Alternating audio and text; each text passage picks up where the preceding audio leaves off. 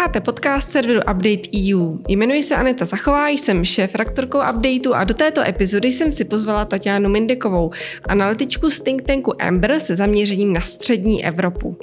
Ahoj Taťáno, vítej v našem podcastu. Ahoj a velmi pěkně děkuji za pozvání. Asi nikoho nepřekvapí, že se budeme dnes bavit o energetice a o dekarbonizaci, takže o té zelené stránce energetiky. Když se řekne dekarbonizace, tak na mě to působí tak, že když třeba jsem svědkem nějakých debat v západní Evropě, ve Francii, v Bruselu, v Německu, tak tam to řada politiků stále zmiňuje jako tu příležitost, jako něco pozitivního, ale potom, když se podívám na tu diskuzi, jak vypadá třeba v současné době v České republice nebo i na Slovensku, tak tam je to pořád vnímané jako hrozba, nebo to je aspoň můj subjektivní pocit. Je to skutečně tak a pokud ano, tak proč? Co stojí za tím, že tady pořád to vnímáme tak negativně, to téma? Ja si myslím, že to tiež môžem potvrdiť, že ten rozdiel v tom vnímaní medzi západnou Európou a dajme tomu strednou Európou alebo stredno-východnou Európou tam stále je. Aj na nedávnej veľkej konferencie v Prahe som si to všimla, že bolo viacero panelov, ktoré boli čisto stredoeurópske a v ktorých tie naratívy o dekarbonizácii boli čisto negatívne. A naopak, keď som išla na nejaký panel, kde bolo viacero aj medzinárodných zástupcov, tak sme sa tam bavili aj o tých príležitostiach pre biznis a tak ďalej. Čiže môžem potvrdiť, že aj ja mám taký pocit, že tie naratívy sú rozdielne. Myslím, že za tým je množstvo dôvodov, ale čo by som ja nejakým spôsobom podčiarkla, tak je stále to historické vnímanie hodnôt, ktoré sú vlastne v strednej Európe a teda hlavne v tom energetickom svete je to založené hlavne na ťažkom priemysle. Historicky to bol hlavný nejaký poháňač našich ekonomík a neskôr sme veľa investovali do výroby automobilov a to sú dnes sektory, ktoré už naozaj vo veľkom prechádzajú veľkými zmenami. Keď sa bavíme o dekarbonizácii, tak sú to sektory, ktoré potrebujú veľké zmeny veľmi rýchlo a určitým spôsobom sa to aj dá chápať, že je to trošku strašidelné možno pre tie krajiny, pretože sú to nejaké zmeny a všetko nové je svojím spôsobom do nejakej miery asi strašidelné. Ale čo si myslím, že sa ešte stalo je, že sa preto z týchto tém stali veľmi politické témy v strednej Európe a bolo to naozaj využité na nejaké budovanie strachu. A tam vidím veľký rozdiel, pretože zatiaľ, čo tá politická debata v západnej Európe, ale aj celosvetovo sa posunula, tak v strednej Európe sme zostali zameraní na to, že je to niečo, že dekarbonizácia je niečo zlé a niečo, čo nám iba ublíži. A zostalo to tak, ako to bolo napríklad pred 20 rokmi často. Tie debaty sú stále podobné. Ale keď sa pozrieme napríklad na zvyšok sveta, už Čína, India, naše dáta v Amber už ukazujú, že tieto krajiny, ktoré v minulosti najviac prispievali k celosvetovému nárastu výroby z fosilných palív, tak v roku 2025 tam už bol pokles výroby elektriny z fosilných palív. Čiže naozaj celý svet zaznamenal veľký progres, napríklad ceny batérií klesli ceny solárnych panelov, ale napriek tomu my sa tu stále bavíme o tom, či ta dekarbonizace je dobrý nápad. Je pravda, že já, když slyším neustálé debaty o tom, jestli máme být zelení nebo konkurenceschopní, tak už z toho taky jsem docela unavená, protože vidíme to na těch příkladech, že tyto dvě věci nejsou v žádném protikladu, ale naopak, že spolu úzce souvisí a to stejné platí u argumentů typu my nebudeme dekarbonizovat, protože koukejte na celý svět, ten prostě dál chrlí emise a my bychom tady jako nic stejně nezvládli. Takže tyto argumenty se bohužel pořád v té diskuzi objevují. Když se ještě podíváme na ten středoevropský region, tak co podle tebe děláme špatně, ať už je to, řekněme, politicky, komunikačně nebo ekonomicky? Proč je to pořád ta hrozba? Proč je tady kolem toho panuje ten strach? Je to kvůli tomu, že nemáme dost odvážné politiky, kteří by do toho investovali nějaký svůj politický kapitál nebo i státní peníze například, nebo co tady děláme jinak než třeba v západní Evropě? Môj názor je, že nám tu trošku chýba taká dlhodobá stratégia a nejaká vízia pre tú strednú Európu. Môj kolega rád rozpráva o tom, ako nám chýba v strednej Európe taká príbehovosť toho, čo by sme chceli vidieť, aby sa tu zmenilo a do budúcna by sme sa napríklad mohli profilovať ako stredná Európa je región elektromobilov. V dnešnej dobe je to ale stále veľmi toxická téma, ktorá proste vyvoláva veľké vášne. Alebo napríklad by sme mohli profilovať strednú Európu ako región, kde sa vyrábajú komponenty pre elektrickú sieť. Mohli by sme si trošku zmeniť ten postoj k tomu, ako vnímame tie čisté technológie a hľadať v tom tú budúcnosť a ako si vlastne môžeme tú ekonomiku zlepšiť. A taktiež sme dlhodobo podceňovali tempo, akým dekarbonizácia prebieha. Veľa štátov zo strednej Európy už dnes dávno prekročilo vlastne ciele, ktoré si sami nastavili, čo sa týka dekarbonizácie pre rok 2030. Čiže sme určite podcenili aj to, ako rýchlo bude napríklad narastať zapájanie solárnych panelov alebo aj batérií. A ešte by som tu spomenula také regionálne spolupráce, kde tá energetika je stále veľmi tiež podľa môjho názoru zastaralo vnímaná, ako napríklad Three Seas Initiative, alebo teda iniciatíva Trojmorí. Tam je hlavná téma, keď sa bavíme o energetike, tak je spolupráca v oblasti plynu. A to aj napriek dnešným už problémom, ktoré všetci vidíme a ktorý už aj vlastne sme zaznamenali počas plynovej krízy, ale aj teraz počas tejto krízy, ktorá je spôsobená vojnou v Iráne, tak napriek tomu pár dní pred vlastne tou začiatkom iránskej vojny tieto krajiny vlastne oslavovali novú dohodu o nových kapacitách plynu, ktoré budú prichádzať z USA. A ako keby sme si v tomto regióne a v týchto zoskupeniach neuvedomovali, že je to pre nás aj nejakým dlhodobo to môže byť pre nás aj bezpečnostné riziko.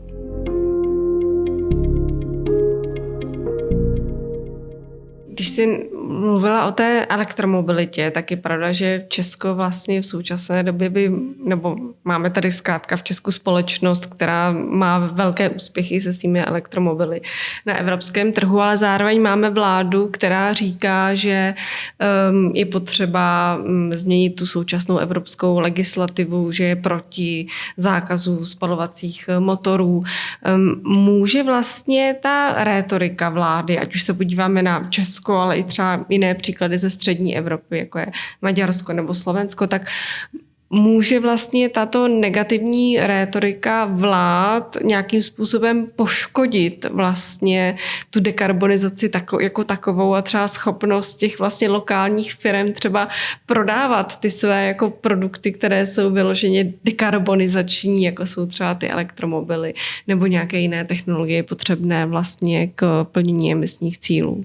Dáva to celkom také zmixované signály, by som povedala, pretože na jednej strane vieme, že, teda ja dúfam, že vieme, že elektrifikácia, teda prechod na elektrinu ako nejaký hlavný zdroj výroby energie sa naozaj celosvetovo deje a napriek tomu tu dostávame také rôzne signály o tom, či chceme ísť tým smerom alebo nie. A to si myslím, že môže mať negatívny dopad na rozvoj rôznych podnikov. Máme už aj príklady, kedy v Európe nejaké podniky, ktoré sa naozaj špecializovali na čisté technológie a ktoré začali svoj nejaký výskum a svoju cestu v Európe, tak sa neskôr presídlili do iných krajín, pretože tu naozaj nenašli tú podporu. Môžeme sa napríklad zamyslieť aj nad tým, ako technológie budúcnosti budú vyžadovať viac elektrickej energie a na to potrebujeme viac obnoviteľných zdrojov, pretože je to momentálne to, čo vieme najrýchlejšie postaviť a vlastne tým aj znížiť tú závislosť na fosilných palivách. A keď investor vidí, že nejaká krajina s tým váha, prípadne, že ruší plány na tú výstavbu, tak vlastne nevie, s akými cenami môže do budúcna rátať. Pane zmocněnče, vy hovoříte o těch větrných elektrárnách jako o nutnosti. Není to spíše příležitost pro Česko, jak doplnit energetický mix o něco tak čistého, jako je právě získání energie z větru? Děkuji. Já nevím, kde jste vzal, že je to čisté, tak jako úplně čisté to není, protože to potřebuje točivý regulační zdroj, protože u nás fouká, není to fouká u nás 20% času a v momentě, kdy nefouká, tak potřebujete nějaký regulační zdroj, točivý zdroj, to vám potvrdí každý energetik, takže v podstatě čím větší počet takových elektráren, tím více plynových turbín, které jsou naproti něm a regulují jejich výkon, to je jako základní energetická poučka. Kromě těch elektromobilů, tak v Česku se vedou i horlivé debaty o akceleračních zónách například, kde nyní zástupci vlády vlastně se předhání v tom, kdo řekne, jak menší nebo jak víc ještě osekat ty akcelerační zóny jako takové. Jak velký problém to představuje vlastně pro Česko nebo vůbec schopnost Česka třeba plnit některé evropské cíle nebo dekarbonizovat tu svoji vlastne výrobu energie? Priznám sa, že tú tému akceleračných zón sledujem skôr ako sama z médií, nesledujem to ako nejak expertne, ale príde mi to trošku škoda, že ak sa na niečom pracuje dlhé roky, tak potom sa zase zmení vláda a príde vlastne s tým, že to potrebujeme úplne celé zrušiť alebo prekopať.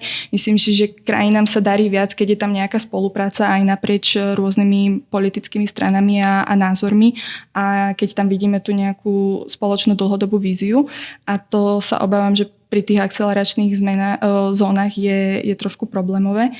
A taktiež mi príde zaujímavé, že sa často dostávajú vlastne do médií, ale vlastne aj celkovo do nejakých narratívov pre občanov čisté nepravdy. Že je tam naozaj veľmi veľa dezinformácií, ktoré nie sú podložené a to mi príde ako veľký problém v strednej Európe. Která země ve střední Evropě nás může překvapit, co se týče energetické transformace, která je třeba nějakým lídrem vůbec v tom ozeleňování třeba svého energetického mixu? Tu by som začala tak trošku zoširoka, že keď sa pozrieme na celú Európsku úniu, tak naozaj tá veterná a solárna energia sa už stala kľúčovou súčasťou mixu. A naše dáta ukazujú, že v roku 2025 už vyrobili veterná a solárna energia viac elektriny ako všetky fosilné zdroje. A keď sa pozrieme potom už viac špecificky na jednotlivé krajiny, tak toto platí pre 14 z 27 krajín EÚ. Minulý rok pribudli k týmto krajinám Holandsko a Chorvátsko, ale veľmi blízko už majú k tomuto takému pomyselnému milníku aj krajiny, ktoré boli v minulosti silne závislé od uhlia, ako napríklad Grécko, Bulharsko a Slovinsko. Takže tu môžeme možno trošku ako vyzdvihnúť to Bulharsko ako krajina, ktorá ide týmto smerom.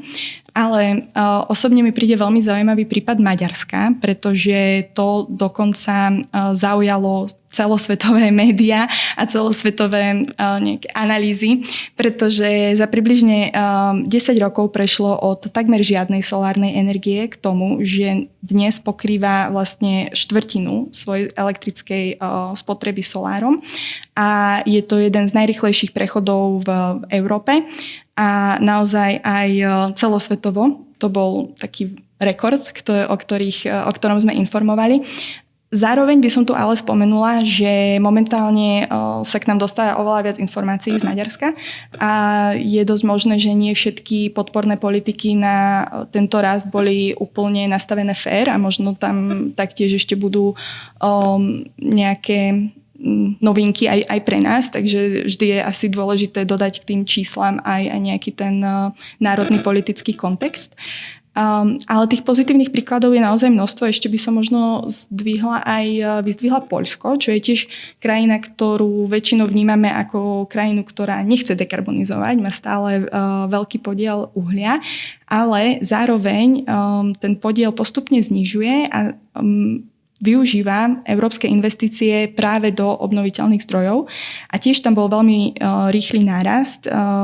My sme vlastne vyrátali v analýze, kde sme sa sústredili na Vyšehradskú štvorku, že tam výroba elektriny z soláru narastla viac ako 20-násobne počas 5 rokov. Čiže naozaj taktiež veľký skok. A zároveň majú nejaký zaujímavý prírastok v tom, že sa začali sústrediť aj na výrobu batérií a dnes už predstavujú jednu vlastne z top veľmocí sveta, čo sa týka výroby batérií. Takže veľké množstvo pozitívnych príkladov. Vždy je asi dobre pozrieť sa potom aj viac na tie detaily, ale myslím si, že aj v Strednej Európe nájdeme teda veľmi veľa tých success stories. Když takhle hovoříš o těch datech, o tom, jak se řadě zemí EU a nejen EU daří vlastně měnit ten energetický mix ve prospěch větší udržitelnosti, využívání obnovitelných zdrojů, tak můžeme říct, že Evropě se daří dekarbonizovat, že se nám daří zkrátka plnit ty velké cíle, protože my víme, a ty jsi to také zmiňovala, že rétoricky to občas vypadá, že je to prostě projekt, který je ohrožující a tak podobně, ale když se podíváme na data, tak daří se zkrátka Evropě dekarbonizovat. Darí sa aj dekarbonizovať v sektore elektriny veľmi dobre a tie ostatné sektory sú to, kde určite musíme zabrať. Čiže my sa práve v Ember zameriavame na sektor elektriny, takže tam je aj celkom vlastne jednoduché nájsť pozitívne príklady vývoja a vidíme, že naozaj rozvoj soláru predčinil všetky očakávania, aj tie najviac pozitívne prognózy, ktoré sú pár rokov staré, neočakávali taký rýchly nárast. Podobne, čo sa týka poklesu cien batérií, taktiež to prekonalo aj všetky tie pozitívne prognózy. A dnes už vo veľa krajinách dáva proste najväčší ekonomický zmysel investovať do solárnych panelov a batérií. Ale zároveň sú tam proste sektory, ako je napríklad sektor vytápiení alebo dopravy, kde ten prechod dekarbonizáciou je pomalší. Co s tím? Nebo proč se nedaří třeba právě to teplárenství dekarbonizovat? Jsou to nějaké strukturální záležitosti nebo třeba málo pobídek vlastně ke změně, nebo vidíš tam nějaké prostě faktory, které zatím stojí a bylo by potřeba nějakým způsobem odblokovat? Tie technológie určite sú na to, aby sme vedeli dekarbonizovať aj napríklad to vytápiení. Máme tu tepelné čerpadlá, ktorých efektivita sa stále zvyšuje. Máme tu elektromobily, ktoré taktiež dávajú stále väčší zmysel aj v tom kontexte súčasných geopolitických zmien. Takže myslím si, že možno do určitého percenta to bolo dané práve nejakou nedôverou tie nové technológie v Európe. Do určitého percenta tým, že proste ešte neboli tak dostupné, ale celkovo elektrifikácia prebieha oveľa rýchlejšie aj práve v tých iných mimoeurópskych krajinách, ako sa očakávalo, aj v tých krajinách, ktoré sme považovali, že dlhodobo ešte budú závislé na fosilných palivách, tak práve naopak idú tým smerom solárne panely plus batérie. Takže si myslím, že je to naozaj teraz už iba otázka nejakých priorít. Ty jsi zmínila ty řekněme, geopolitické výzvy, kterým nyní Evropa čelí. Jak moc tu dnešní debatu, nebo nejen debatu, ale vlastně i tu realitu změnily právě ty konflikty, ať už to, co vidíme nyní na Blízkém východě, předtím ruský vpád na Ukrajinu. Vidíme to třeba i v datech, že zkrátka to byly nějaké impulzy pro to, aby Evropa pospíšila s tou dekarbonizací, protože zase my to vidíme často v těch strategiích, zemích, nebo když se podíváme na tu evropskou linku, tak vlastně, když Evropská komise představovala reakci ať už na ruskou agresi nebo na Blízký východ, tak vždy tam byl větší důraz právě na elektrifikaci. Tak promítá se to i do nějaké reality. Určite.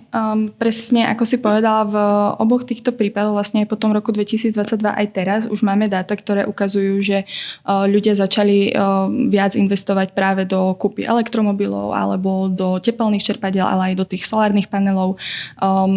Povedala by som ale, že je tam určitý rozdiel, pretože v tom roku 2022 to bolo hlavne o plyne a ako najjednoduchšie riešenie pre mnohých v tom čase bolo diverzifikovať. Vtedy to určitým spôsobom zafungovalo, ale teraz prišla kríza, ktorá ukazuje, že aj keď máme tých stratégií na diversifikáciu viac a máme viac možností, odkiaľ ten plyn budeme čerpať, sú tam stále iné fosilné palivá, ktoré môžu byť veľmi jednoducho zablokované a ktoré naozaj z tej bezpečnostnej stránky nie sú tou najlepšou voľbou. A myslím, že momentálne sa to dosť prelomilo v to, že viac už aj počujem od vlastne politikov, že len diversifikovať plyn nie je dlhodobé riešenie. A vidíme taktiež, že veľa krajín začalo investovať viac do obnoviteľných zdrojov už po tom roku 2022 a my sa v Ember sme sa zameriali na Španielsko ako príklad krajiny, kde už dokázali trošku odpojiť tú cenotvorbu elektriny od plynu. Čiže ako keby znížili percento času, kedy práve plyn určuje cenu elektriny pre Španielsko, a to vďaka tomu, že vo veľkom investovali do obnoviteľných zdrojov. To je napríklad príklad, ktorým by sme chceli motivovať aj ostatné krajiny a ukazovať, že už dnes sa to v niektorých krajinách Európskej únie deje a že je to nejakým spôsobom možno cesta pre ostatné krajiny. To je ešte dôležité povedať, že sa bavíme teda o veľkoobchodných cenách, pretože každá krajina má trošku inak nastavený zase ten systém, ako tá veľkoobchodná cena sa premieta do cien pre domácnosti a priemysel, ale určite si myslím, že Španielsko je zaujímavý príklad. These are the solar power towers of southern Spain. This is one of the sunniest parts of Europe, and these were two of the first solar towers ever built. Almost 2,000 heliostats, movable mirrors, constantly reflect the sun onto the towers, heating up water into steam and powering a turbine to generate electricity. The technology behind them is both very clever and very simple. It's like bothering your teacher with the sunlight reflection off your phone, just on a much, much bigger scale. Ještě bych s tebou ráda otevřela jedno téma, a to je geotermální energetika, které vím, že se věnuješ. I já jsem se jí dříve věnovala v některých článcích. Vím, že v Česku vznikala třeba mapa potenciálu geotermální energie, takže to jsem například pokrývala, ale mám pocit, že ta geotermální energetika je pořád vnímaná jako takové trošku undergroundové téma, že jsou experti, možná i firmy, které se tomu věnují, ale rozhodně to nedosahuje takové slávy, jako je solární energetika, větrná energetika, možná i vodní. Čím to je, že ta geotermální energetika není tak populární, řekněme, v Evropě nebo ve střední Evropě? Ja som toho názoru, že to sa veľmi rýchlo bude meniť, pretože v tej geotermálnej energii bol veľmi veľký technologický progres, ktorý si ale veľmi veľa ľudí ako keby nevšimlo. Čo sa týka geotermálky, je to dosť špecifický druh energie, pretože na to, aby sme ju mohli využívať na výrobu elektrickej energie, potrebuje spĺňať niekoľko podmienok a tie podmienky sú nejakým spôsobom lokalizované.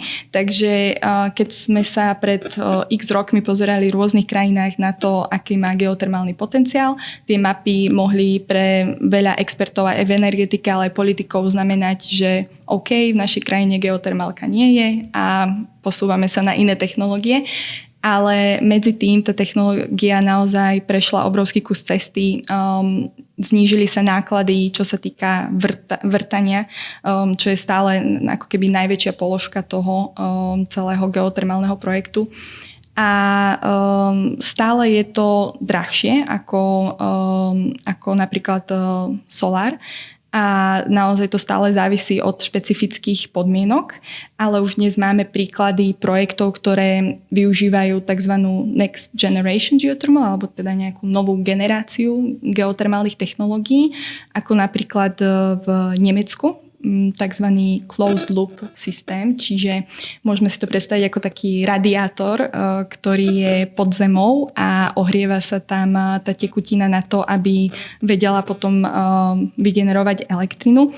A to je veľmi zaujímavé, že tým pádom nepotrebuje tie presné geologické podmienky, ako sme boli zvyknutí, ale vedia si to vlastne prispôsobiť a tá tekutina už neprichádza do stretu s tým okolitým prostredím. A bolo to, teraz si nie som istá, či tento rok alebo minulý rok pripojené už do siete, ale teda bohužiaľ je to kanadská firma, ktorá tento projekt spustila. A to by sme sa mohli dostať zase naspäť k tomu našemu začiatku, že geotermálka vznikla v Európe, mali sme tu dlhé roky mnoho výskumných projektov, ale ako keby sa nám nedarí to potom preklopiť už do tých komerčných projektov. Kdybychom využili ty technologie, které jsou nyní třeba k dispozici, tak jaký teda potenciál ta geotermální energetika má? S čím nám může pomoct právě z hlediska dekarbonizace, ale i diversifikace těch dodávek vlastně pohonných hmot nebo vůbec plynů, ropy, uhlí a tak podobně? Veľká výhoda geotermálnej energie je, že je to stabilný zdroj. Taktiež je to veľmi zaujímavé z toho hľadiska, že dnes už vedia niektoré geotermálne elektrárne slúžiť aj na úschovu energie, čiže teoreticky by sa to vedelo práve pekne párovať s lacnejším solárom. Ale čo mi príde veľmi zaujímavé je, že vlastne je typ technológie, pri ktorom už dnes vieme, že by bol schopný pokryť približne 40% dnešnej výroby elektriny z uhlia a plynu v EÚ, ale vedel by to pokryť vlastne v podobných nákladoch. Takže to bolo aj naše nedávne zistenie z analýzy zameranej práve na geotermálnu energiu, ktorú sme potom posúvali aj pre Európsku komisiu. Tam sa dnes geotermálna energia naozaj vo veľkom diskutuje a dúfame, že z toho vyplynie trošku možno aj viac takej celoevropskej podpory pre tento zdroj. Ve střední Evropě, kde by se vlastně jako dala nejlépe využít? Nebo máme nějaké třeba konkrétní lokality, kde by to dávalo velký smysl vlastně začít tam více využívat tento zdroj? Celkom napred už v tomto druhu energie je Maďarsko. Má na to aj veľmi dobré prírodné podmienky, práve už aj na tú klasickú geotermálnu energiu. Ale ak by sme to teda rozšírili aj na tú novú generáciu geotermálnych technológií, tak potom ten potenciál sa dá nájsť naozaj v každej krajine strednej Európy a ešte ak to spojíme s tým, že tieto krajiny majú dosť často takzvaný district heating systém. Dálkové vytápění. To je ešte asi lepší názov. Ja sa ospravedlňujem taký, pretože pracujem v angličtine a občas tie pojmy trošku ujdu, ale áno, množstvo týchto vlastne systémov ďalkového vytápenia, alebo teda po slovensky vykurovania, sa dajú prepnúť z plynu na geotermálnu energiu a dokonca niektoré mestá už aj na Slovensku takýto krok urobili. Takže z tohto hľadiska by som povedala, že každej krajine by sa oplatilo pozrieť sa na to, aké má zásoby, aké technológie by dávali zmysel.